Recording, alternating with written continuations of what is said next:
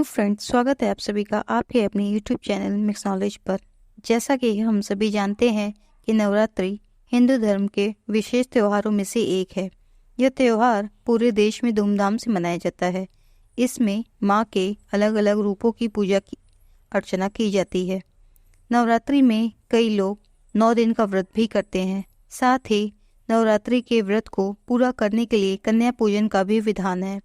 नवरात्रि का आरंभ बिना कलश के जिस प्रकार पूर्ण नहीं माना जाता, उसी प्रकार यदि आपने 9 दिन का व्रत किया है तो अंतिम दिन नवरात्रि के कन्या पूजन करना भी अत्यंत महत्वपूर्ण हो जाता है, जिसमें कन्या पूजन से एक दिन पूर्व अर्थात सप्तमी को कन्याओं को आमंत्रित करना चाहिए, जिनकी उम्र 2 वर्ष से 10 वर्ष के बीच की होनी चाहिए। यह अलग अलग उम्र की कन्या अलग अलग माँ के स्वरूप में पूजी जाती हैं। साथ ही एक बालक को भी आमंत्रित करना चाहिए। यदि आपको 9 कन्याएं नहीं मिल पा रही हैं तो आप 3, 5 या 7 के संख्या में भी कन्याओं को भोजन खिला सकते हैं तथा उनसे आशीर्वाद प्राप्त कर सकते हैं। आइए अब जानते हैं कि नवरात्रि पर कन्या पूजन करने का महत्व क्या है। नवरात्रि व्रत के 8वें दिन को महाअष्टमी व 9वें दिन को महानवमी कहा जाता है।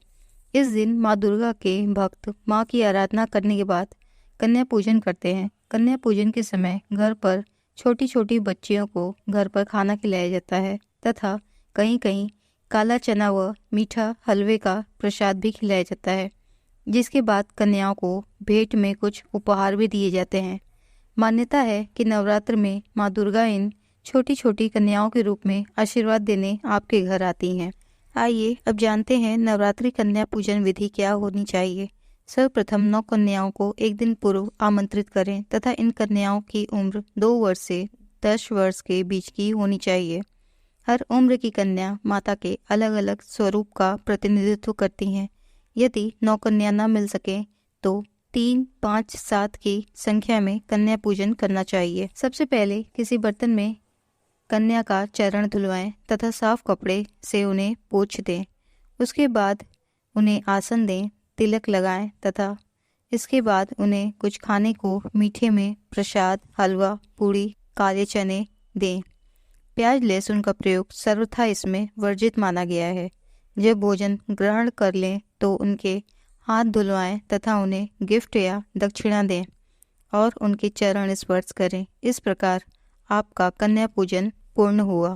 फ्रेंड्स, यदि आप अष्टमी या नवमी के दिन कन्या पूजन कर रहे हैं तो आइए अब जानते हैं कन्या पूजन से जुड़ी कुछ नियम या सावधानियाँ।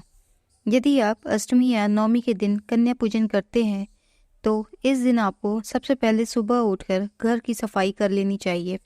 इसके बाद आप स्नान करके साफ कपड़े पहने। किचन की सफाई करने के बाद आप वहाँ गंगा जल छिड़कें। फिर माता का प्रसाद के लिए पूड़ी, सब्जी और मीठा भोजन बनाएं। स्नान करने के बाद आप माता को प्रसाद चढ़ाने के लिए तथा कन्याओं को भोजन करने के लिए दिए जाने वाले भोजन को तैयार करें।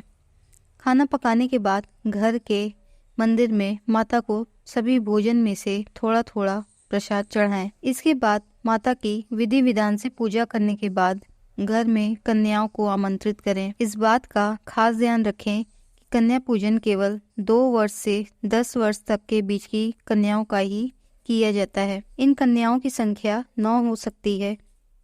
साथ ही एक बालक को भी बैठाया जाता है जो इन कन्याओं के साथ भैरव का प्रतिनिधि करते हैं।